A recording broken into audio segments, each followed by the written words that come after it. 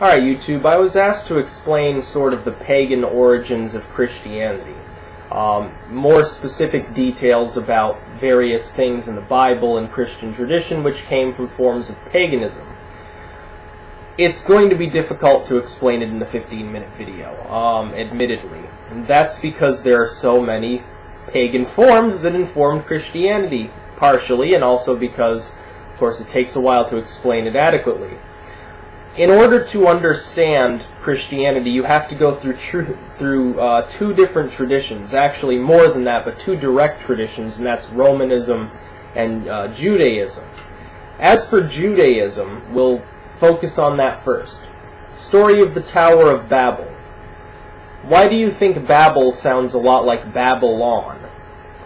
It's because the story is an allusion, a metaphor, about the fall of Babylon. Just the Revelation is an allusion to the fall of Rome and Jerusalem. The Tower of Babel story is a story about the Babylonian times. The Jews, of course, were in captivity around this time. They were subservient, semi-autonomous, nomadic people. The Babylonians basically controlled the area the Jews were from, which is, of course, the Mesopotamian region. And, of course, the Jews got intermixed with various, Egyptians and Babylonians, too. But the story is essentially about the fall of Babylon. The idea of the one language that people were supposedly speaking, we know that's false. We know that there was never a common language for all people on Earth. I mean, these people writing the story didn't understand that there were people over in the Indus Valley or, in parts of North Africa outside of Egypt. The Babylonians, they had their lingua franca, all the tribes spoke it. That's where this story comes from.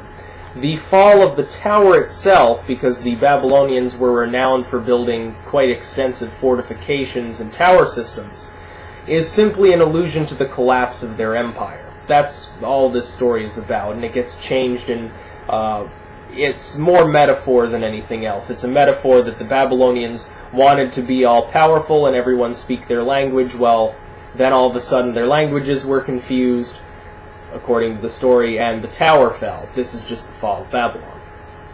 We look at Sumerian tradition. Of course, Samaria comes before that. The story of the Garden of Eden and the story of the Great Flood are both Sumerian. The Great Flood comes from the Epic of Gilgamesh, of course. You can look that up for yourself. That needs no more explaining. I've already explained that. The story of the Garden of Eden in Sumerian tradition lauds Eve for eating the apple and giving it to her husband. The idea that these men, this man and woman, these humans, had achieved some great virtuous thing by attaining knowledge. That they now, all of a sudden, they had technology, they had agriculture, architecture, all these wonderful things, medicine, that they didn't have before. It's sort of the idea of sort of a golden age of man. The Jews, of course, take it, and they say, well, the golden age was before they had that knowledge. They were in this beautiful garden, and they were doing whatever they wanted with no guilt. Originally, the Sumerians thought the opposite, that they had achieved knowledge. Now, you can go off into some somewhat goofy theories about, Anunnaki and aliens involved in this process around that time period, which frighteningly hold a little bit of historical water if you actually go into them a little bit, which I would rather not think about, to tell the truth. Because I don't really like the idea that we came from aliens, although it makes more sense than we came from a god. But anyway, the Sumerian tradition and the Babylonian tradition, why do you think Genesis was the first one penned and coordinates roughly with the Sumerian Empire? Roughly, the linguistic dating of those books corresponds roughly with Sumeria as an empire. And then the Babylonian Empire is later than the Sumerian Empire, and the story of the Tower of Babel is later on in these scriptures. Why do you think that it transitions so smoothly? It's because those stories came from other cultures in the first place. Then, outside of Judaism, look at Jesus. The Buddhists and the Hindus both claim, you can go to Acharya Shri's channel and he explains it quite well. Jesus in his 20s, according to the Eastern people, went to what is now India and studied basically what amounts to Buddhism. Now, of course, I believe Buddha was born later. Not quite sure about that, so don't quote me on that. But he studied some Eastern religion, proto-Buddhism, proto-Hinduism, some tradition like that, and came back and started teaching it. This actually might have a kernel of truth to it, if we assume Jesus exists. Because the things that the Gospels record Jesus as saying are completely Eastern. They don't sound even remotely Western in any way, shape, or form. They sound nothing like the Old Testament, certainly, that Jesus would have been familiar with. Where did he get all of these patently Eastern ideas from? Where did he get his philosophies from? Did it come from the East? Possible. There's no way to actually know this. Of course, we know Jesus' likely biological father was actually a Roman soldier called Tiberius Pantera. The grave's been found in southern Germany, actually, and it's Jewish tradition that this is the fact. We can't properly date it to the correlating time period. We can date it to at least 400 AD, which is not that bad, considering most of the books in the Old and New Testament were written long after the events they talk about. So Romanism eats into it a little bit as well. Of course, the Catholic Church, which actually compiled what people use as a Bible, that's straight out of Roman tradition. They took the books which they liked and compiled it into a Bible, and they left out the ones they didn't like. It had nothing to do with, well, is this one more holy, is it more spiritual? No, it had to do with, does this book bode well for our own preconceived cultural ideas? That's why the Gospels that mention women as heroic figures are left out. They weren't written that much later than the rest of the books. All this, well, the apocryphal Gospels were written later. That's nonsense, because some of the New Testament books weren't penned until the 200s or 300s AD, just like the apocryphal books. And they've dated some of the apocryphal books to before some of the later books of the NT. So that's a bunch of nonsense. So Romanism feeds into it quite drastically. There's a lot of Romanism in Christianity, at least within the tradition. The scriptures, of course, that's just a compilation of what they liked, but that's not actually Romanism. They were still written by Christians and Jews. They simply altered people's perception of the religion by compiling different works. That's not Romanism, although it is a facet of Romanism. We can say that Christianity borrows from Zoroastrian tradition. Now, this is more of this one is harder to prove. You can't prove that this is the fact, but we can say it's likely. The prophet Zoroaster, the founder of the Zoroastrian religion, predicted a savior would come with many of the same qualities that Jesus is supposed to have in the Gospels, 200 years before the book of Daniel was written.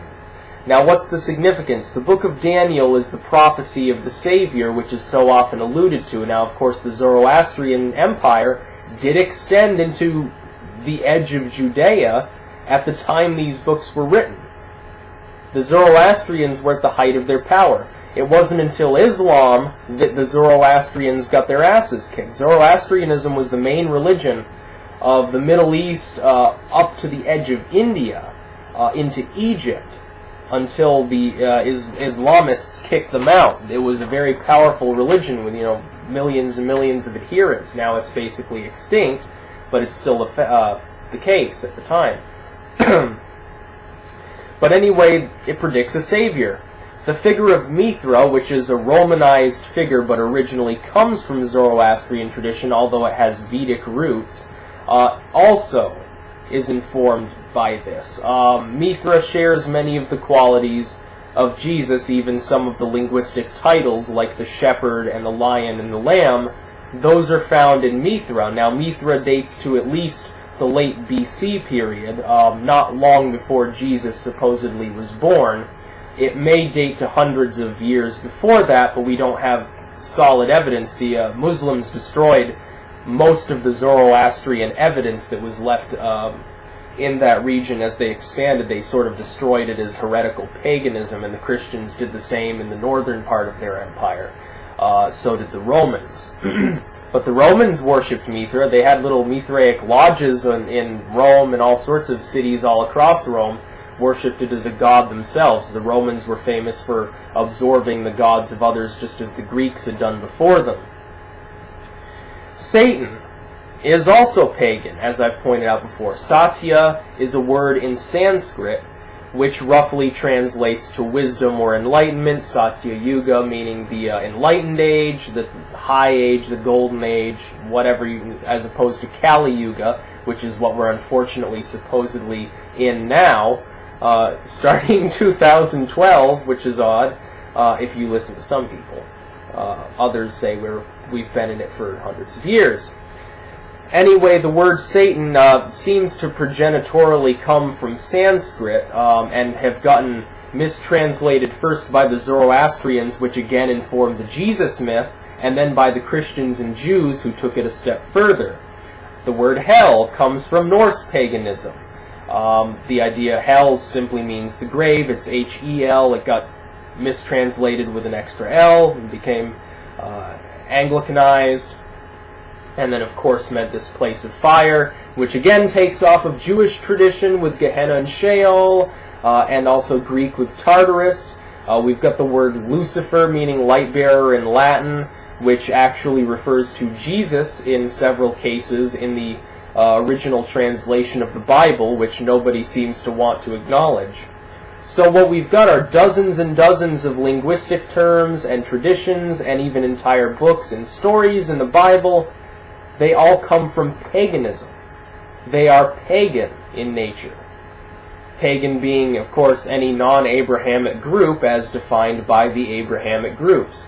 More appropriately, it would simply be these are sources of biblical or cultural material within Christianity, which do not originate from Jesus or any other Christian figure.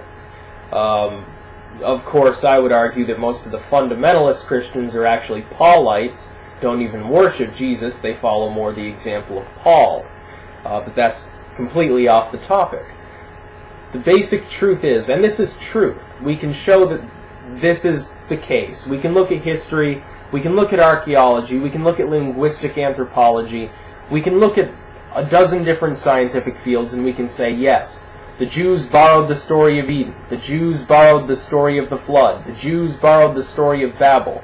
The Christians Jesus borrowed from Eastern religions. The Christians borrowed Jesus from the Zoroastrians, who in turn borrowed it probably from some other Eastern group. Satan, Lucifer, the devil, hell, all these terms. Sin itself is probably a borrowed term. The original meaning of sin in the Hebrew is just to be in error. It doesn't even mean to do evil. It just means to be wrong. They don't understand the actual terms and figures and stories within their own religion. They say we've got divine truth. Then you're basically saying a dozen different forms of paganism are true, because that's where they came from in the first place. These are borrowed pieces of material that have no actual relevance to Christianity. They're not Christian. They're not even Jewish. They're not Abrahamic. They come from, India or, some dead empire in Mesopotamia. These are the places where these terms and stories come from. We can show good evidence for most of this quite easily. So I thought I'd explain a little bit about it. Hope you enjoyed the video. There's a lot more to go into. I'm almost to the 15-minute limit, but there are other influences of paganism on Christianity, mostly on what Christians in the modern age, how they behave and believe. That's also informed by other religions. Peace out.